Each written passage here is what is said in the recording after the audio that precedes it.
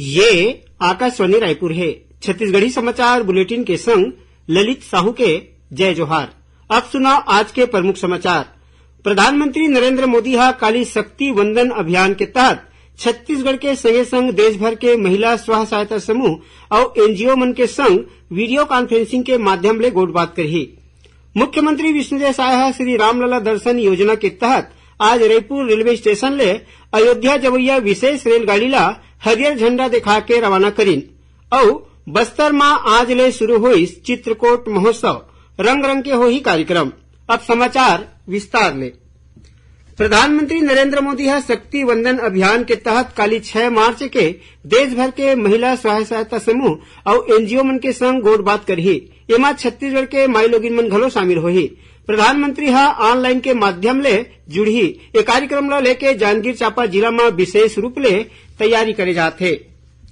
श्री रामलला दर्शन योजना के तहत आज रायपुर रेलवे स्टेशन ले अयोध्या जवैया विशेष रेलगाड़ी ला मुख्यमंत्री विष्णुदेव साय हरियर झंडा दिखा के रवाना करीन। ये रेलगाड़ी में रायपुर संभाग के जम्मो 5 ठन जिला के 850 जन श्रद्धालु मन शामिल है।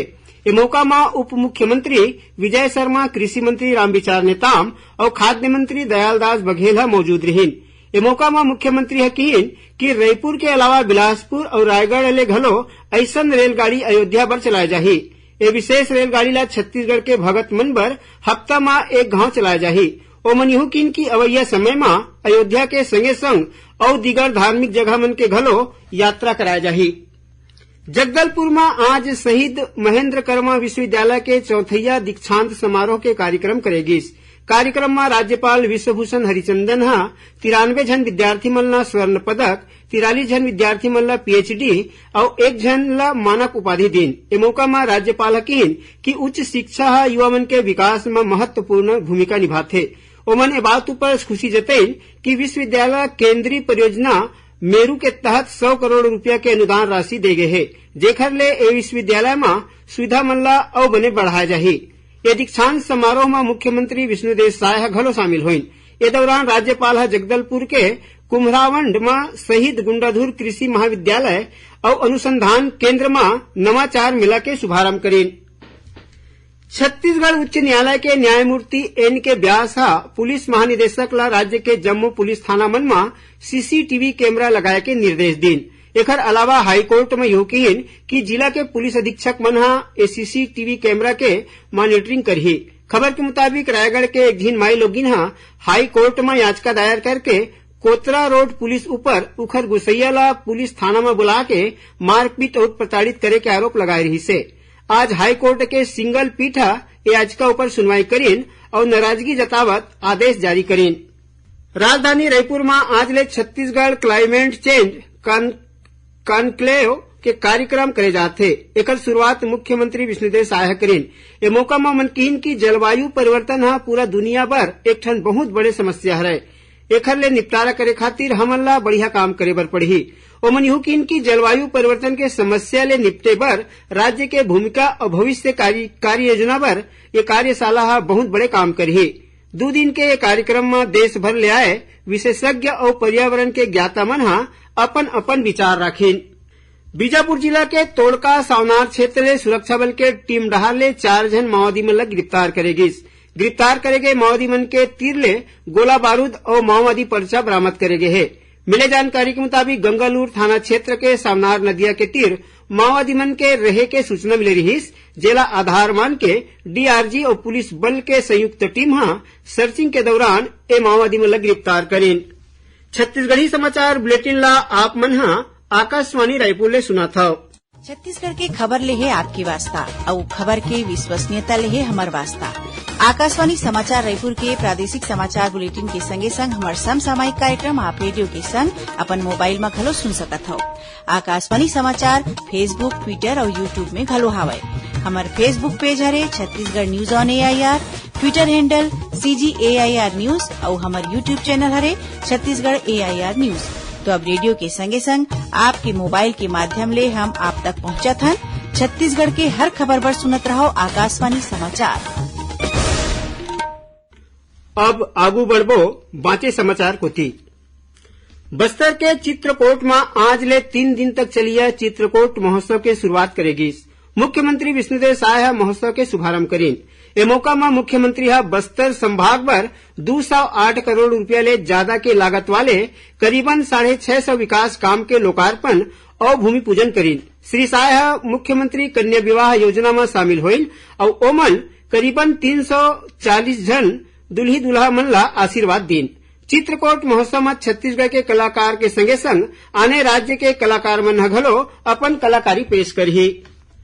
मुख्यमंत्री विष्णुदेव साय कहन की यसो राजिम कुंभ कल्प मेला के आयोजन ला पौर साले ज्यादा बढ़िया करे जाथे। ओमन कहन की ये कार्यक्रम ले छत्तीसगढ़ के मान सम्मान बाढ़ गे हे। मुख्यमंत्री काली राजिम कुंभ कल्प मेला में शामिल होइन। ए दौरान ओमन कहन की जल्दी चकुन कृषक उन्नति योजना के तहत राज्य के 24,72,000 ले ज्यादा किसान मन के बैंक खाता में धान बिक्री के अंतर राशि के रूप में 13,000 करोड़ रुपया डाले जाही।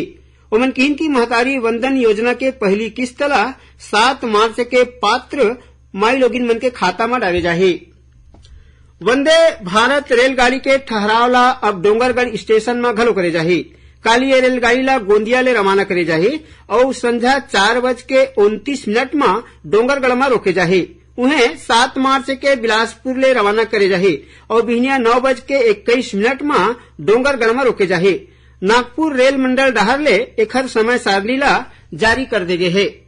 छत्तीसगढ़ उच्च न्यायालय के मुख्य न्यायाधीश रमेश सिन्हा काली बिलासपुर में राखे गए एक ठिन कार्यक्रम में इंडियन लॉ रिपोर्ट्स छत्तीसगढ़ द्विभाषी अंग्रेजी और हिंदी संस्करण के विमोचन करीन। इस संस्करण के प्रकाशन ला ऑल इंडिया रिपोर्टर नागपुर के मदद ले इंडियन लॉ रिपोर्ट्स समिति छत्तीसगढ़ श्रृंखला करीन। ए मौका में मुख्य न्यायाधीश आशा जताए कि यह संस्करण राज्य के विधिक समुदाय पर उपयोगी साबित होही और न्याय प्रणाली में सहायक होही। आकाशवाणी केंद्र रायपुर के प्रादेशिक समाचार एकाश डहर ले भारत विकास डायरी कार्यक्रम के तहत आज जांजगीर चांपा संसदीय क्षेत्र के बारे में जानकारी दे जाही। एखर प्रसारण ला आज रतिया 8 बजे ले करे जाही। जेला छत्तीसगढ़ के जम्मू आकाशवाणी केंद्र एक्के संग्रह प्रसारित करही। ये कार्यक्रम ला प्राइमरी चैनल और FM दोनों चैनल में सुन सकत हो। और अब थोरकुन समाचार सार में सुन लो। दुर्ग लोकसभा चुनाव पर वैशाली नगर विधानसभा क्षेत्र के सुपेला में भारतीय जनता पार्टी डहर ले मुख्य चुनाव कार्यालय के आज उद्घाटन करेगी। ये लोकसभा क्षेत्र के भाजपा प्रत्याशी विजय बघेल एक कार्यक्रम के शुरुआत करीन। ए मौका में भाजपा के पदाधिकारी और कार्यकर्ता मन मौजूद रहीन और शक्ति के पुलिस टीम डहर ले जिला में यातायात व्यवस्था ला बने बनाए खातिर एक ठन अभियान चलात है। ए काम पर यातायात मित्र बनाए गए है। अभियान के तहत राष्ट्रीय राजमार्ग मन में दुर्घटनाग्रस्त क्षेत्र के पहचान करके यहाँ यातायात के पालन कराए जाही। आखिर में प्रमुख समाचार एक घाव फेर। प्रधानमंत्री नरेंद्र मोदी काली शक्ति वंदन अभियान के तहत छत्तीसगढ़ के संगे संग देश भर के महिला स्व सहायता समूह और NGO मन के संग वीडियो कॉन्फ्रेंसिंग के माध्यम ले गोट बात करही।